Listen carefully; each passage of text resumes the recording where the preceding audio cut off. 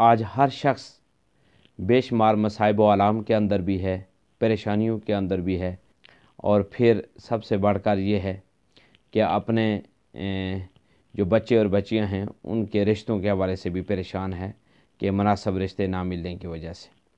اللہ تبارک و تعالیٰ نے قرآن مجید فرقان حمید کو اپنے پیارے حبیب حضور تاجدار کائنات صلی اللہ علیہ وآلہ وسلم کے قلب اطہر پر اتار کر ہمارے لیے دنیاوی مصائب و آلام، دکھ در تکلیفوں کے حوالے سے بھی اور دنیاوی اور اخروی کامیابی اور نجات کے حوالے سے بھی اللہ تبارک و تعالیٰ نے ہم پر بہت بڑا کرم کیا۔ اللہ تبارک و تعالیٰ نے قرآن مجید فرقان حمید کے ایک ایک لفظ اور ایک ایک نقطے میں برکات ڈال دی ہیں۔ اس کی مدد سے اللہ تبارک و تعالیٰ بیماریوں سے شفا بھی عطا فرماتا ہے،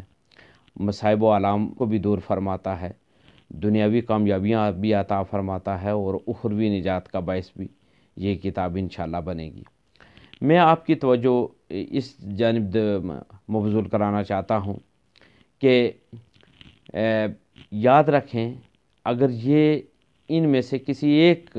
مشکل کا بھی آپ شکار ہیں، مختلف کاروباری الجھنوں کا آپ شکار ہیں، یا مناسب رشتے آپ کے بچے اور بچیوں کے نہیں آ رہے، اس سلسلے میں اگر آپ ملازم ہیں اور ایک ہی پوزیشن پر ہیں، کئی سالوں سے ترقی نہیں ہو رہی، تو پھر بھی اگر آپ بے روزگار ہیں، روزگار کی تلاش میں ہیں اور روزگار نہیں مل رہا، تو اس صورت میں بھی آپ جو نا وہ ایک ایسا وظیفہ جو میں آپ کی خدمت میں عرض کرنا چاہتا ہوں اس پر عمل پیرا ہوں گے تو یقیناً اللہ تعالیٰ ضرور کامیابی عطا فرمائے گا۔ میں آپ کو یہ بھی بتاتا چلوں کہ اللہ تبارک و تعالیٰ نے قرآن مجید فرقان حمید کو پڑھ کر اس پر عمل کرنے کے لیے ایک ہدایت کے حوالے سے ایک رہنما بنایا ہے اس قرآن مجید فرقان حمید کو۔ لیکن قرآن مجید فرقان حمید کی چونکہ اس کے ہر لفظ اور نقطے میں اللہ تعالیٰ نے برکات بھی بنائی ہیں،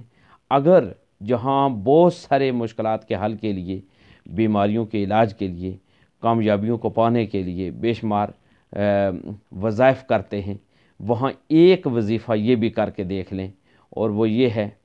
کہ ہر روز بلا ناغہ اگر آپ